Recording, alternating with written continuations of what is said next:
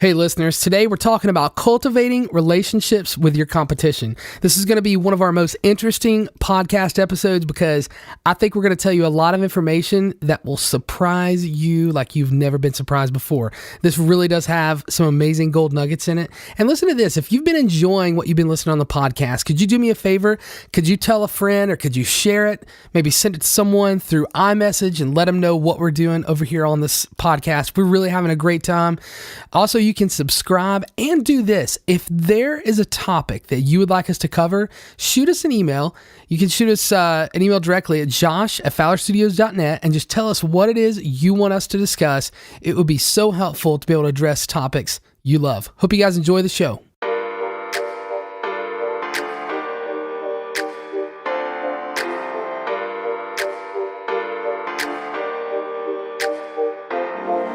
You're listening to the Full-Time Hustle Podcast, an audio resource about life and business. Geared towards the creative entrepreneur, Full-Time Hustle is all about sharing time-tested methods and tips about everything small business related. From sales and marketing, all the way to accounting and client interaction, Full-Time Hustle covers everything you want to know about how to get things done. Turn your side hustle into a full-time hustle. For more resources, visit us online at fulltimehustle.net. Today's episode is brought to you in part by 17 Hats. 17 Hats is the premier online-based small business management software that does everything from invoicing to books to even keeping track of your contracts. Do what you do best and let 17 Hats do the rest. To get 10% off your first subscription, visit 17hats.com/card/full-time hustle. That's 17hats.com/card/full-time hustle for a free 17-day trial and 10% off your first subscription. Or simply apply the coupon Full-Time Hustle in your account settings. Thank you for listening, and we hope you enjoy the show.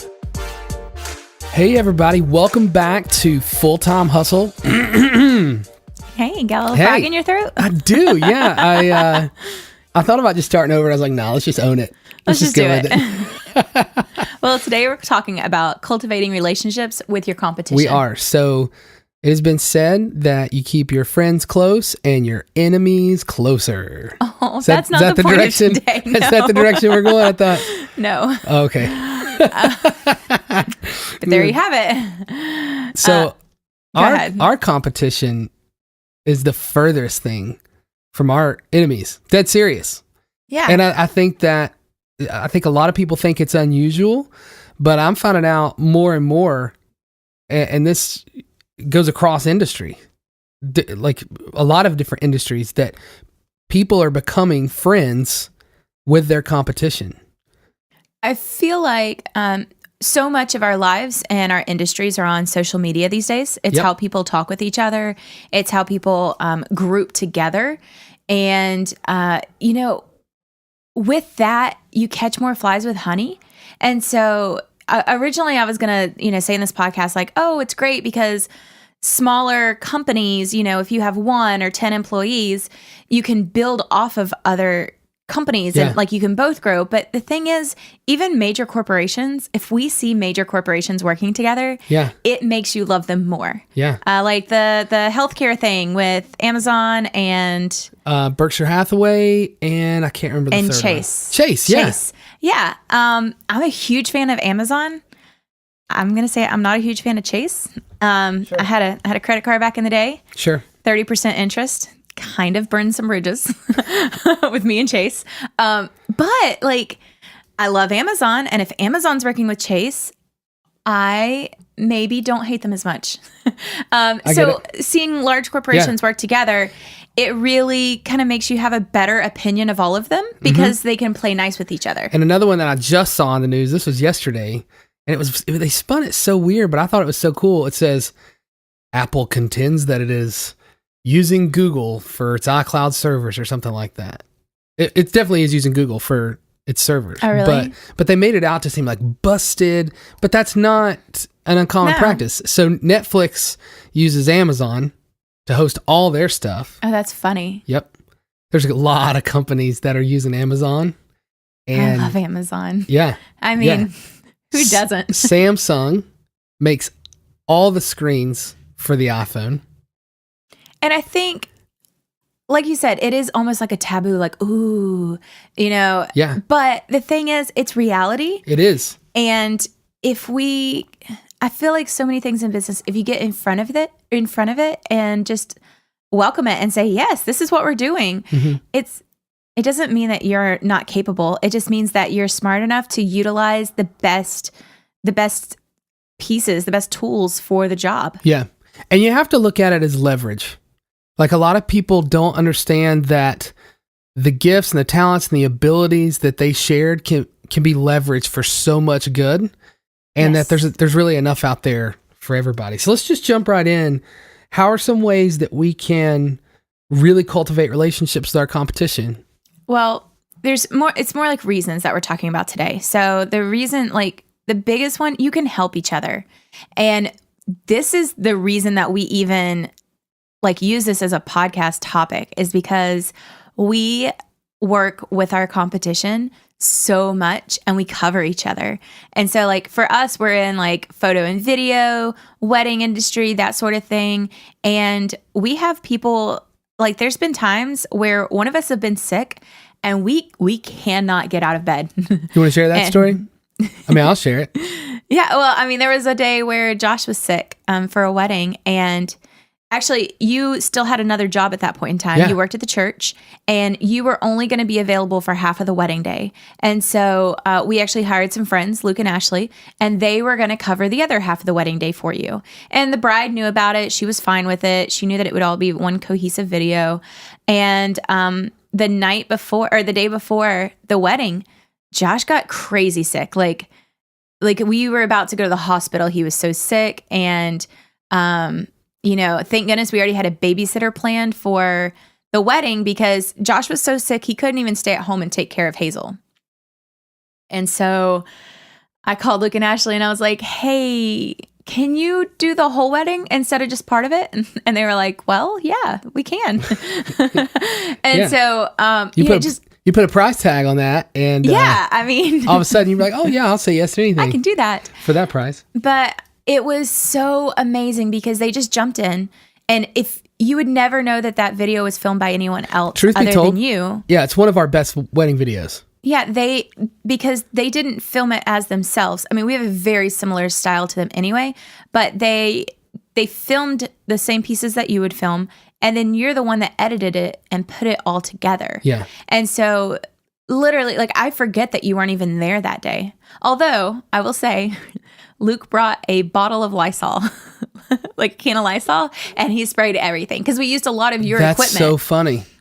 Because they didn't have necessarily the same support equipment that we had. Mm-hmm. And so a lot of those are signature shots of ours. And so they use their cameras, but on your support equipment. And so he just sprayed down everything. And it was so funny. But it was really neat. It was a great moment for me too, because here was this business that I started, years ago. And I look around me and there's 4 of us in this room. And it's not just me with a camera doing this. It's lots of people who are all playing a part, and the business can go on without us physically being there. Yeah. And that was huge for me. Absolutely. And that was because we're friends with our quote unquote competition. Another thing that we can do is refer each other. Yes. Oh my goodness. Talk about how this plays out for us. Well, okay, so we have a division of labor in our family, in our business. I handle all the Facebook stuff. Yep. And with that, we're in a lot of Facebook groups, and several of them are for referrals for photo and video. And, there's times where we just can't help a client. If I already have a wedding on that day, or it's Christmas and I'm out of town or something, I can use those people that, are competition that have the same style as me. Mm-hmm. I trust them because I'm friends with them, and I can send my clients to them, and they likewise send their clients to me. And so on those Facebook boards, we get a ton of business honestly from those, because it's a personal referral from, if a bride wants this, videographer, but that one's unavailable, and they say, hey, I'm not available, but Josh and Susan are, then of course the bride's going to come to us next. Like she doesn't want to go back and research and find another person that she likes. She's just going to click on the link to our website. If she likes it, then she's going to carry on. And so we get a ton of business that way. And I think some ways that you're going to get referred naturally is if you have credibility with these people, and you get that credibility by just doing really, really solid work, by doing stuff on time, and by having satisfied clients that talk about you and that talk about how impressed they are with your product. Yes. And then also just the friendship aspect. When it comes to cultivating relationships, it doesn't mean you have to be best friends. It doesn't mean you have to hang out. But when you know each other on a personal level, you know that person's heart, and you know how they're going to treat a client. You don't just see their online life. You see who they are in person. Mm-hmm. And a third reason is these people that we're talking about, they're your coworkers. Yeah. I mean, they have the same schedule as you. Their busy season is the same as yours. They work the same late nights. They understand the industry. They troubleshoot with you. They understand how you feel. Exactly. And in fact, I was just having a conversation this morning with somebody about how I had a client do something kind of silly, and most people wouldn't get it. But that client the person I was talking to was laughing so hard because she got it. Like she got it, and no one else would. Absolutely. The fourth thing is it takes stress off when your competition is friends with you rather than your enemies. And I know that kind of plays into my joke earlier, but it's true. Yeah, like if you know that someone has your back, and it just makes, I don't know, like I see things differently. I don't see it as me against the world. I see it as, hey, this is cool. We're all in this together. And while it is a business and we do rely on this to pay our bills, and that's crucial. At the same time, like there's this level of trust between everyone that we're not going to undercut each other. We're not going to hurt each other. We're not out to get each other. That if we all do a great job, it builds the industry. Absolutely. And I know of a situation. This was, I think, not that long ago, maybe like a year ago. So there's two other videographers that live really close to us. One is in Suffolk and one is in Portsmouth. And one of them had put their gear into their car, into the trunk, and was just running back in the house to grab a couple things. Come back out, all their gear is gone. Cameras, lenses, cameras, cards, all of it just gone. Oh my goodness. And they were able to call our other friends and say, hey, we're in this terrible, terrible, awful situation. Do you guys have a wedding today? If not, do you think you can help us out? And this other company was able to throw all this stuff together, put a bunch of support gear together, cameras, literally everything they needed within about 30 to 60 minutes, and send them on their way. And they literally pretty much rescued the day. I don't say pretty much, they did rescue the day. It was huge. Yeah. And I mean, we've borrowed lenses and stuff from friends. People call us. I can't even say how many times. Yeah. Like it's lenses, it's support gear. And we have all the same things. So like rather than keeping everything so close and holding it so tight, sharing it. And, because we have that friendship with each other and that mutual like trust, I trust that they're not going to drop my gear or break it or anything. And it's just very, I don't know, it just takes so much stress off of the business side of things. And I mean, that in itself, clients see that, when they see if, for example, say every photographer was against each other, and that would rub off to clients. And then quite frankly, like, I don't want photos that bad to deal with somebody who's mad all the time. Right. And so it just brings the whole industry down. And that goes with whatever, with whatever industry you're in, whether you're a realtor or, a florist, any kind of industry, you can drag the whole industry down with the attitudes that you have within the industry. And I know photography is not best buds everywhere. Right. I know I have friends that live in other areas of the country, and I mean, they're fighting over hashtags, and that happens here too. But like, this is my hashtag. No, it's everybody's hashtag. And Holy cow. Yeah. Yeah. That's crazy. I know, it's so foreign to us because we're like, oh, come on, it's a hashtag. Right. Like, I mean, if somebody hashtags my business name for theirs, that's a little different. But, you know, I can hashtag my city and you can hashtag my city, and it's okay. Yeah. It's just a hashtag. It's no one trying to kill somebody else's business. And here's the thing. If you are in a city like that where it does feel super competitive and super volatile, I think the best thing you can do is just reach out to one other person that you know and just start trying to build a relationship with one person. So now at least there's, you know, a group of two who have each other that they can rely on and they can depend on and call each other in certain situations. That's really how it starts, is just from one person to the next. It's not going to be real big all of a sudden. Exactly. And like I said, with our area, I mean, I'm like, oh, it's so wonderful.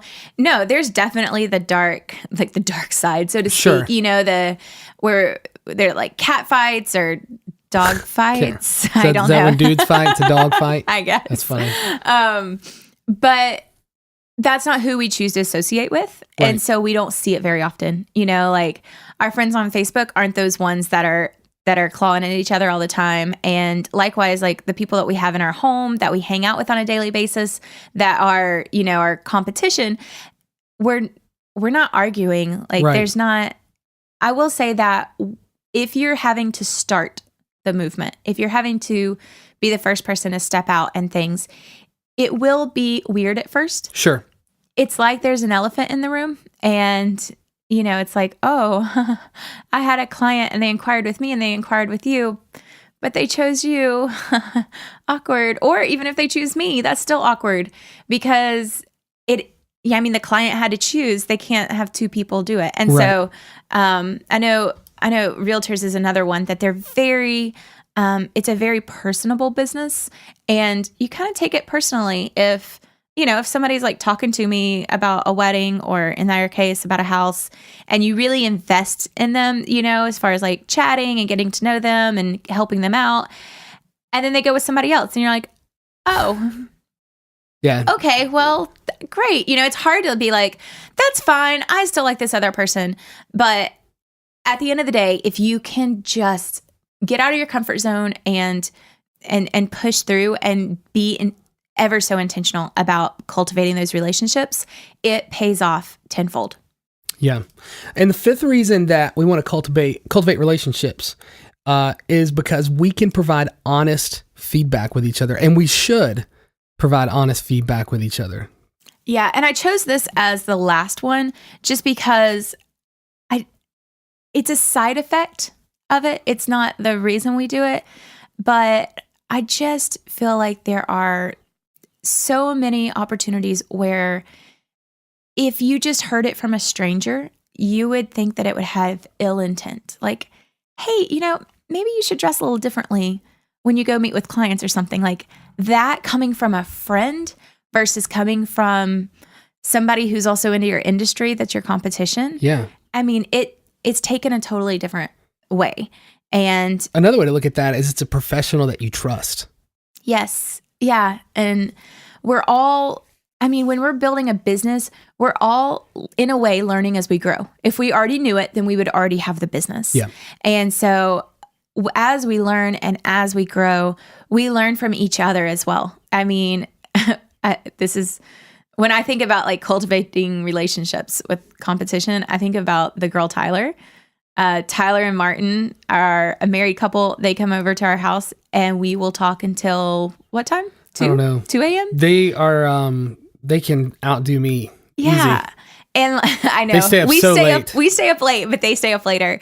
And it's just so neat because we understand what each other are going through. We understand when there is a new piece of equipment or something, and one of us is like, what do you think about that? And the other one's like, you know, we bought it, but I wouldn't recommend it, you know, Right. and things like that. Just the honest feedback that saves us both money, saves us heartache, you know, like they might tell us the story or we might tell them about, you know, this client that we had and things went south or something, or things went sideways or wherever, which direction. And we learn from each other on that. And that just, I feel like it makes all of us better. It really does. It Really does. Well, this has been awesome. I hope that you've heard something in here that's going to encourage you to reach out to your competition and begin to form that friendship, or maybe that's already the case. Either way, let us know. I'd love to hear your stories about how you have cultivated a great relationship with a competitor. I think it would just be great. We would definitely love to share that. You can send either one of us an email. I gave you my email earlier. I'm going to give you Susan's email. Hers is susan@fowlerstudios.net. Well, again, this has been so much fun. Thank you so much for joining us, and we'll see you next time on Full-Time Hustle. Full-Time Hustle is a Fowler Studios production. It's produced and written by Josh and Susan Fowler with help from Joelle and Anklin. Our theme music is composed by Isaac Joel and can be licensed among many other songs at soundstripe.com.